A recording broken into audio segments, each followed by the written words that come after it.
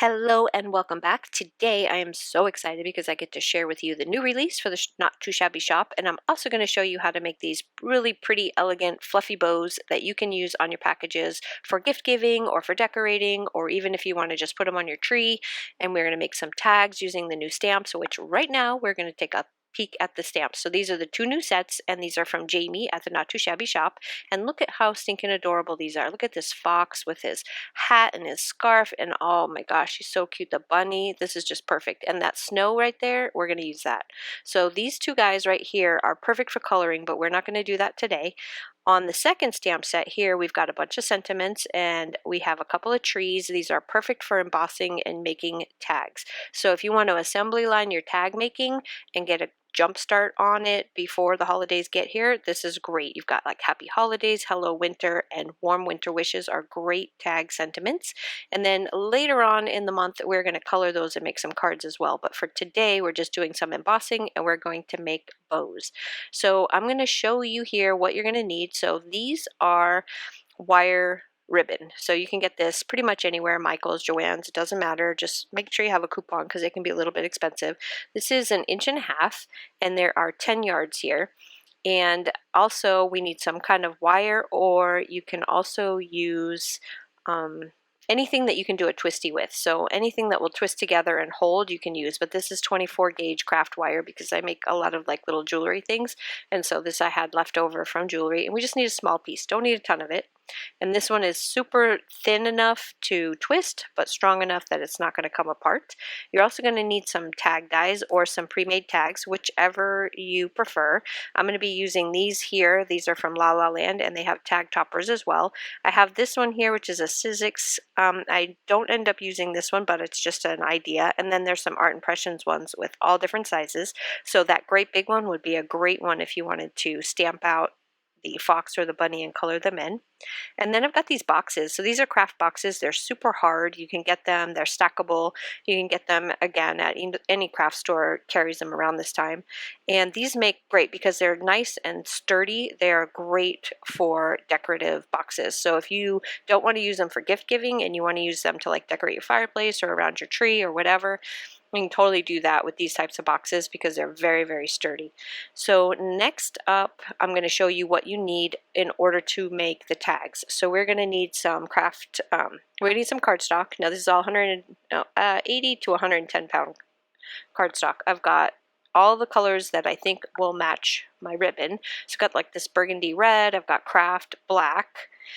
And then behind that, I have some clear acetate, and this is the kind that you can heat emboss, or you can put it through like a laser printer if you wanted to do foiling. You can do all kinds of stuff with this. It's not super thick though, it's pretty thin. So when you do your heat embossing and you use your heat gun, you're going to want to make sure your heat gun is super hot and then do quick passes. You don't want to hold it over it or else it will curl. And then this is my favorite thing ever. This is 100-pound vellum cardstock. This stuff works like a dream. It cuts like a dream.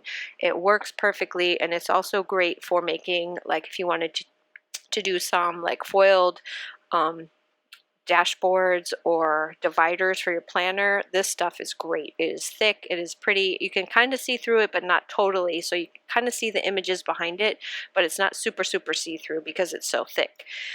So that is all of this. Now to get into the actual embossing materials. So here we have our embossing pad, and this is a Nouveau Clear Mark embossing pad.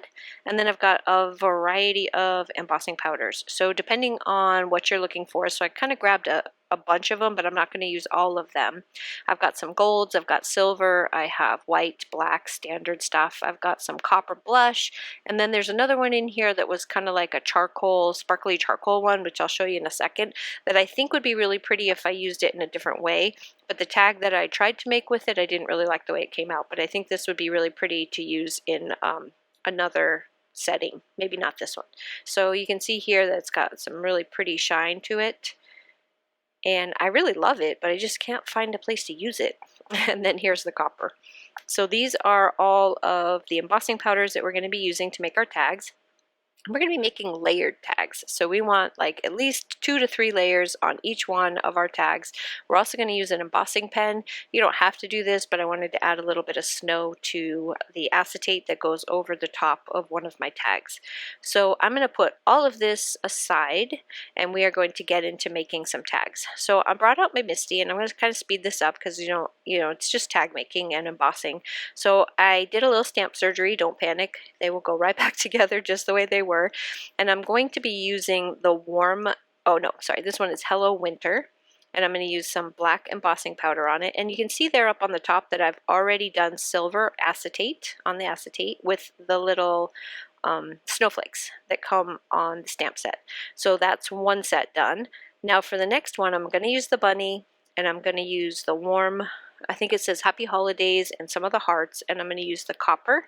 And I didn't get great coverage with this one, which is totally my fault because my stamp CPR wasn't up to par this time. And so I didn't get but I actually think it looks really cute like that. Now I'm going to take the acetate and the snow that comes on one of your stamp sets, and I'm going to go around all 4 corners, and then I'm going to take that pen and I'm just going to dot the center all around to make some snow. And that is going to lay right over the top of our adorable little bunny that we also heat embossed. And I'm going to use the white embossing powder for this one.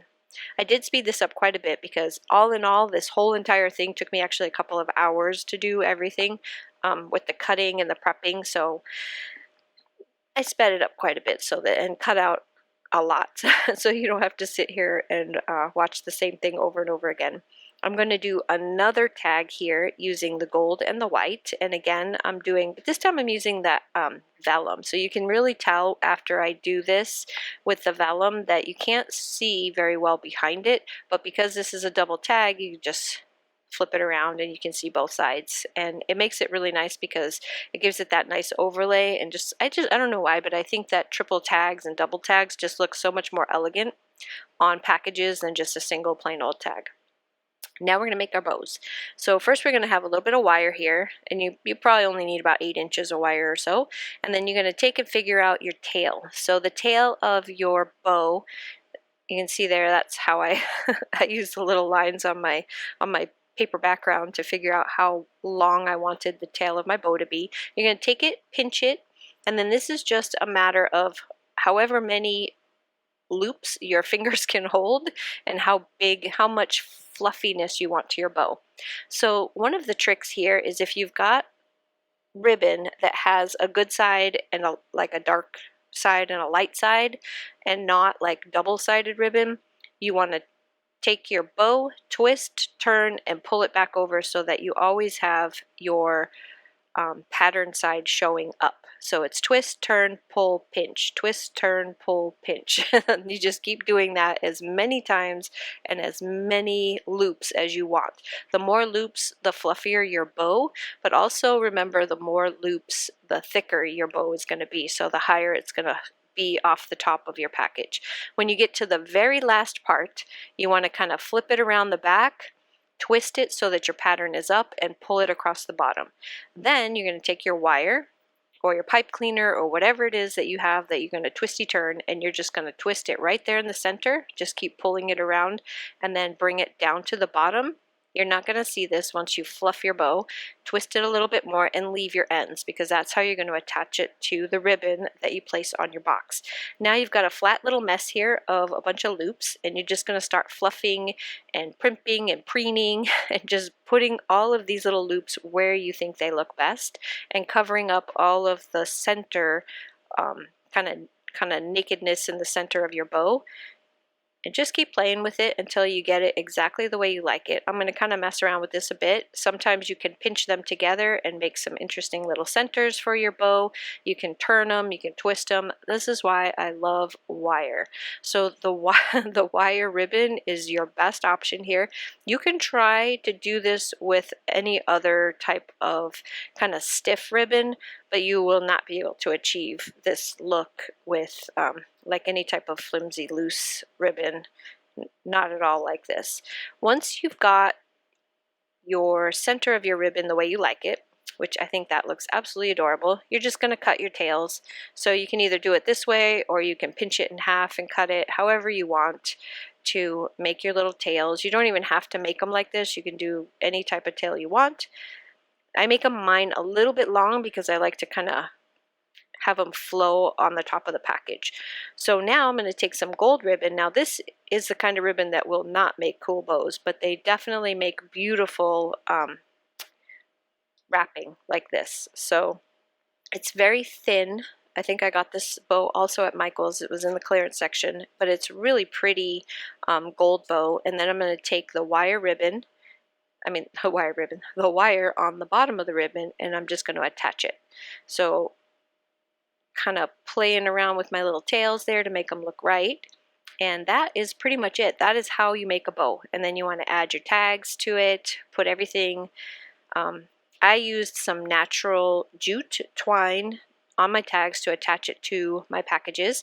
And then you can see here all the different ones that I made. So here's the one with the little bunny and the happy holidays with the snow on top. And then for the third one, I put the burgundy tag behind it. This one here is the happy holidays with the tree behind it. And then I've got a black tag behind that one. And then for the little tiny package, I just have the Hello Winter, the long one with the acetate on top that have the snowflakes. And then I've got a couple different bows here, and I think it looks really pretty, and that would make a really nice looking set up for either like your fireplace or, like I said, under your tree. So I hope this gives you a few ideas on how to use the new stamp sets from the Not Too Shabby shop. They are absolutely adorable. Next, we're going to make some cards to go with our little packages. And I hope you guys have a wonderful week and enjoy the new release. I'll see you later. Bye-bye.